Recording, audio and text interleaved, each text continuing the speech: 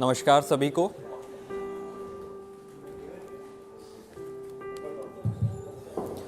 नमस्कार। मेरा नाम उत्कर्ष मिश्र उद्विग्न है। आज कितना प्यारा माहौल यहाँ पे चल रहा है, सभी हंस रहे हैं, सभी मुस्कुरा रहे हैं। इस कोरोना काल में हम लोगों के चेहरे से अपनी मुस्कुराहट छीन ली थी और आज ये हंसते मुस्कुराते चेहरे देखकर वापस लग रहा है कि जिंदगानी पटरी पर लौट रही है। और किसी का इतना प्यारा शेर है कि या तो दीवाना हंसे या तू जिसे तौफीक दे, या तो दीवाना हंसे या तू जिसे तौफीक दे, वरना इस दुनिया में आकर मुस्कुराता कौन है। तो आज बहुत छोटा सा मैं अपना काव्य पाठ करूंगा, ज़्यादा समय भी नहीं लूंगा, समय की बंदिश भी है। आइए आपको मैं अपनी एक कविता सुनाता हूँ। हम सब कलाकार लोग हैं।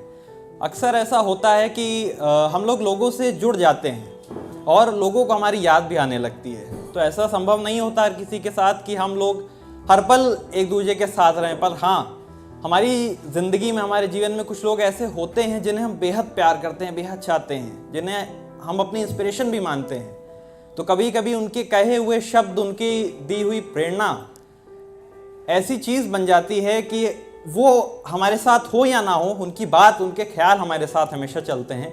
इसी भाव को रखते हुए मैंने एक कविता लिखी कि जब मैं लोगों के साथ नहीं होऊंगा तो शायद मेरे शब्द उनके साथ होंगे। ये ख्याल के साथ मैं इस कविता को पढ़ रहा हूँ। इस कविता का शीर्षक है तुम मेरी कविता पढ़ लेना। मैंने कभी नहीं सुनाई, आज पहली बार इस मंच पर इस आप लोगों को सौंप रहा हूँ। स्वागत करिएगा।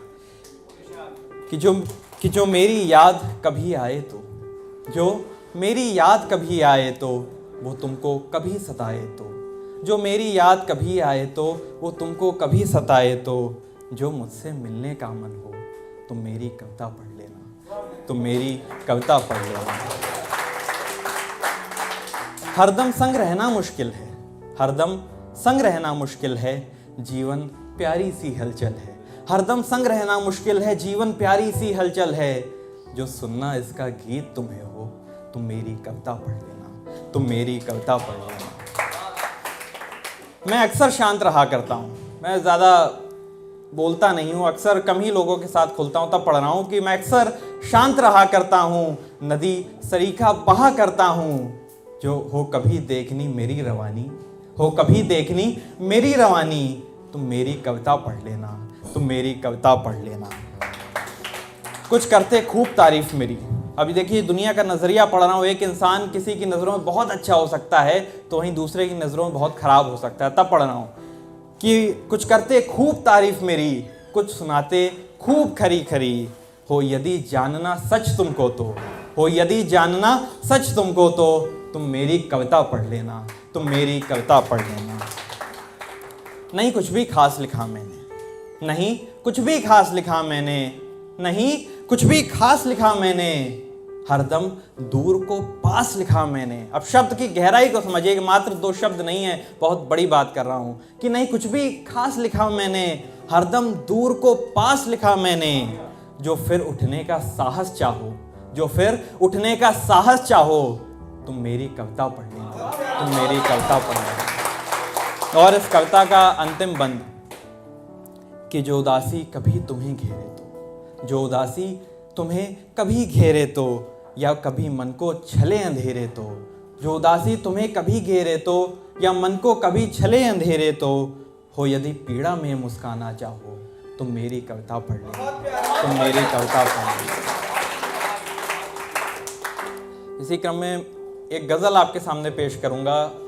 ये मेरी ताज़ा ही गज़ल है, इसको भी मैंने कहीं नहीं सुनाया। आज स्वप्निल भैया ने माँ पर इतना बढ़िया पढ़ा, तो आइए उसी को थोड़ा सा और अलग दिशा में मोड़ता हूँ और एक गज़ल आपको माँ पर मैं सुनाता हूँ। गज़ल का शीर्षक है अम्मा। कि ठंडी ठंडी पुरवाई अम्मा, ठंडी ठंडी पुरवाई अम्मा। और माँ देखिए दुनिया का इतना प्यारा, इतना छोटा शब्द है, शायद इस पर कितना कुछ लिखा गया है, कितना कुछ कहा गया है, फिर भी ऐसा लगता है कि कुछ नहीं कहा गया। और मैंने इसी पे कथा कभी लिखा था कि तुझ बिन जीने की करूँ कल्पना, तुझ बिन जीने की करूँ कल्पना, माँ मुझ में इतना दम नहीं, तुझ बिन जीने की करूँ कल्पना, माँ मुझ में इतना दम नहीं, तुझको शब्दों में जो बांध सके, तुझको शब्दों में जो बांध सके, जग में ऐसी कोई कलम नहीं, जग में ऐसी कोई कलम नहीं। तब पढ़ रहा हूँ कि ठंडी ठंडी पुरवाई अम्मा, ठंडी ठंडी पुरवाई अम्मा, रबड़ी दूध मलाई अम्मा। ठंडी ठंडी पुरवाई अम्मा, रबड़ी दूध मलाई अम्मा। और झुककर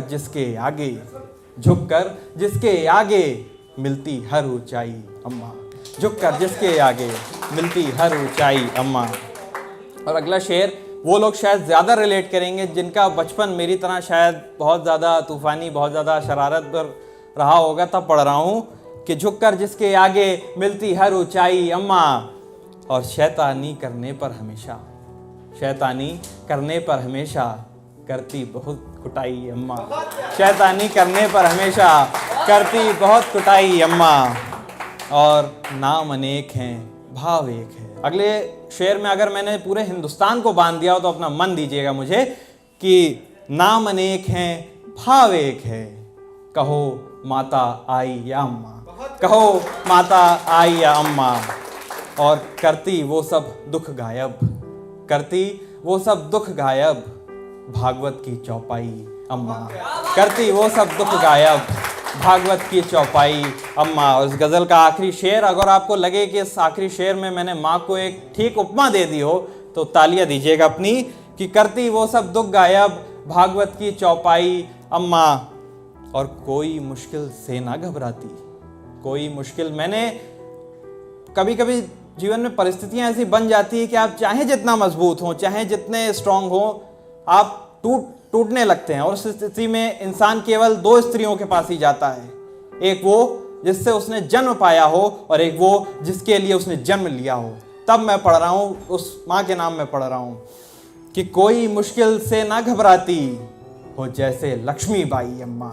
कोई मुश्किल से ना घबराती हो जैसे लक्ष्मीबाई अम्मा।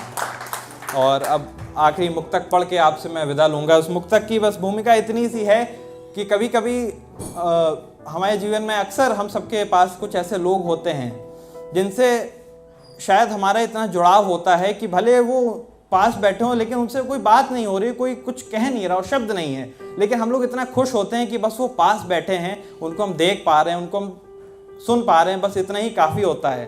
तब इस भाव के साथ मैंने इस मुक्तक को लिखा था कि मिलते हैं जब हम उनसे तो, मिलते हैं जब हम उनसे तो मन उन सा रंग जाता है।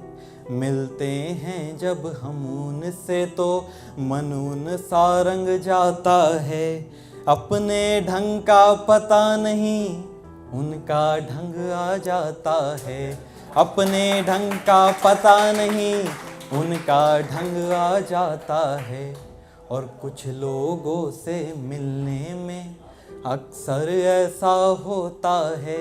कुछ लोगों से मिलने में अक्सर ऐसा होता है। तन तो अपना संग रहता पर मन उन संग रह जाता है। तन तो अपना संग रहता पर मन उन संग रह जाता है। बहुत बहुत धन्यवाद।